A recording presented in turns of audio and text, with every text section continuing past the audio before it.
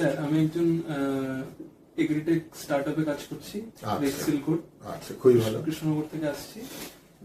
আমার ওই স্টার্টআপ নিয়ে আমি মাশরুম, কাইটোসান এইসব নিয়ে এখন একটু রিসার্চের দিকে আছি গত 1 বছর ধরে। সেজন্য আপনার কাছে এসেছি এগুলো নিয়ে একটু জানতে। হ্যাঁ, তোমাকে আমি এটা নিয়ে এনকারেজ করছি, কারণ এন্টারপ্রিনারশিপ আজকাল তো ছেলেরা করতে চায় না, এবং তোমার অবজেক্টিভটা খুবই ভালো যে তুমি ওই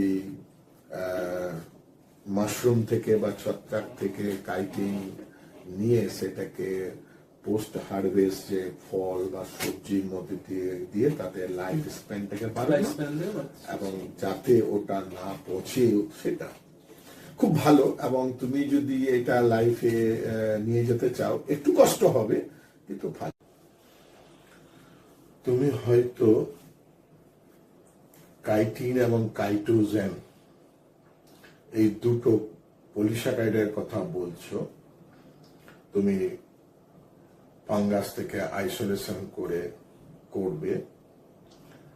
তবে আমি আরেকটার কথা বলি, যেটা হচ্ছে বিটা গ্লুকন। এটাও ফাঙ্গাসে পাওয়া যায় এবং এরও প্রচুর ব্যবহার।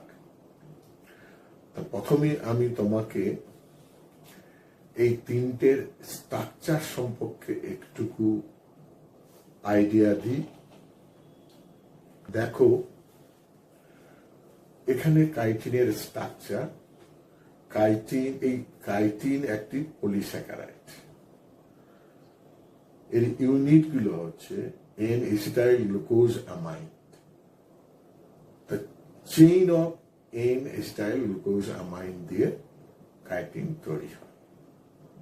অর্থাৎ এখানে দেখতে পাচ্ছ এর স্ট্রাকচারটা অনেকটাই তোমার সেলুলোজ স্ট্রাকচার মতো, কিন্তু 2 নম্বর কার্বনে দেখতে পাচ্ছ এসিটাইল অ্যামাইন গ্রুপটা আছে, তাই নাম হয়ে গেল এন এসিটাইল গ্লুকোজ অ্যামাইন।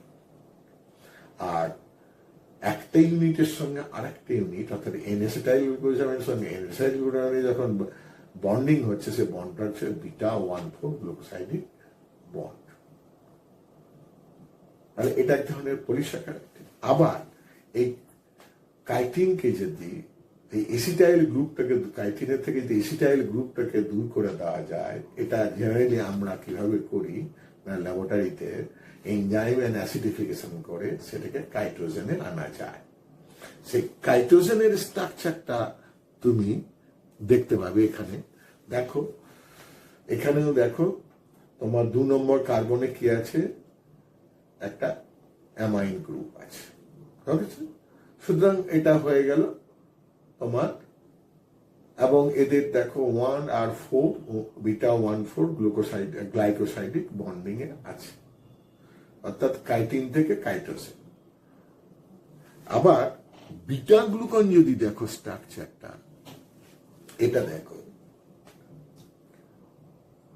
যে এরা ডি গ্লুকোজ দিয়ে, অর্থাৎ সেলুলোজ যেমন ডি গ্লুকোজ দিয়ে তৈরি, একই রকম সেলুলোজের স্ট্রাকচারের মতন, কিন্তু পার্থক্যটা কি জানো, এটা যেমন স্ট্রেট চেন রয়েছে, কিন্তু এর সাইডে চেইন রয়েছে। দেখো একটা সাইডে দেখো বিটা 1,4 গ্লাইকোসাইডিক বন্ডিং দিয়ে 1 আর 6 এর সঙ্গে বন্ডিং আছে।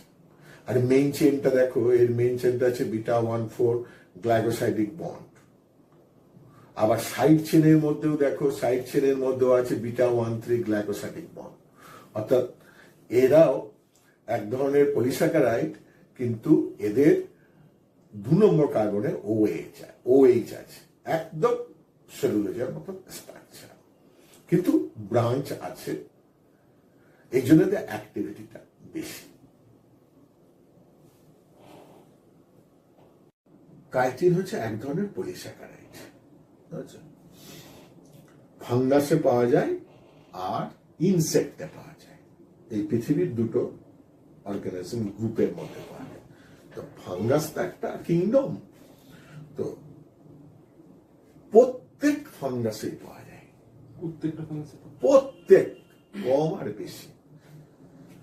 আর ইনসেক্টটা, অর্থাৎ ইনসেক্টের মধ্যে ওই যে খোলো, তার মধ্যে পাওয়া যায়। এই যে কাইটিন ইন্ডাস্ট্রিটা আজকের নয়, আগে দখল করেছিল কারা জানো তো?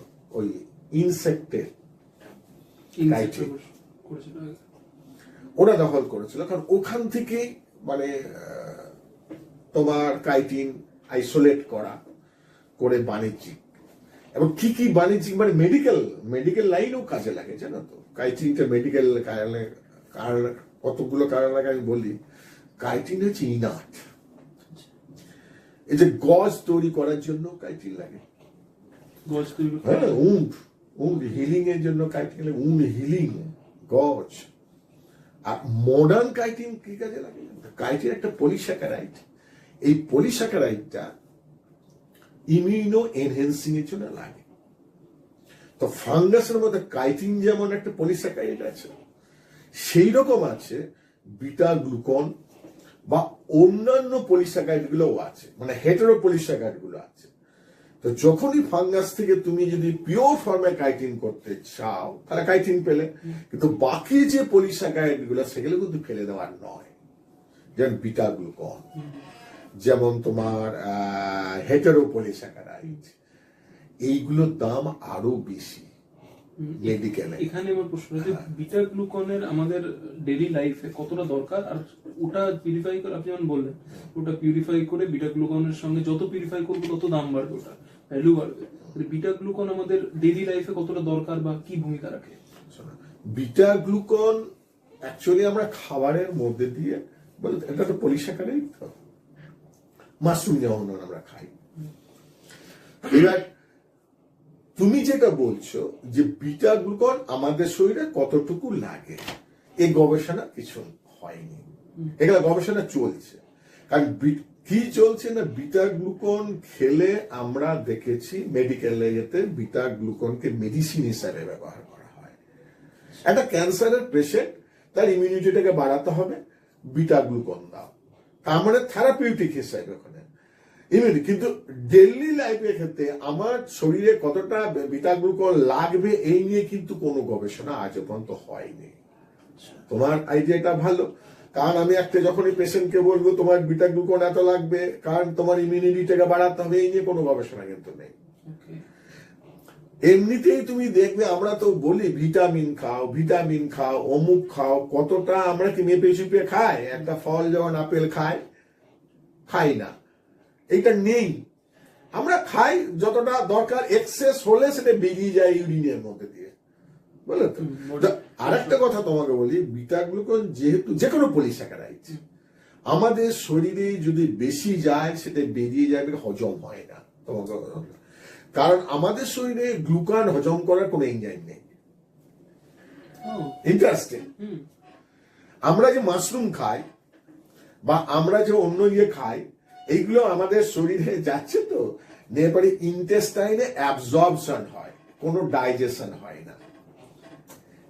একটা ডাইজেশন মানে কি হয়, যে আমাদের বিটা গ্লুকন বা যে কোনো পলিস্যাকারাইড যখন খাই তখন স্টমাকে যে অ্যাসিডিটি আছে, ওই অ্যাসিডের জন্য ও একটু টুকরো টুকরো হয়ে যায় অ্যাসিডের জন্য, ফলে অ্যাবজর্পশনের সুবিধা হয় আর মেজরিটিটা বেরিয়ে যায়।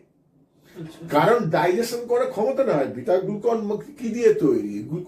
গ্লুকোজ। আচ্ছা, আর আমরা জানি তো গ্লুকোজই অ্যাবজর্ব হয়, মনোস্যাকারাইড অ্যাবজর্ব হয়, পলিস্যাকারাইড অ্যাবজর্ব হয় না। তাহলে হয়টা কোথায় না, আমাদের ইন্টেস্টাইনে দেখা যাচ্ছে কিছু কিছু জায়গায় ইন্টেস্টাইন আবার কি করে ইনভাজিনেশন পদ্ধতিতে কোনো জিনিসকে আমাদের শরীরের মধ্যে নিয়ে যায়।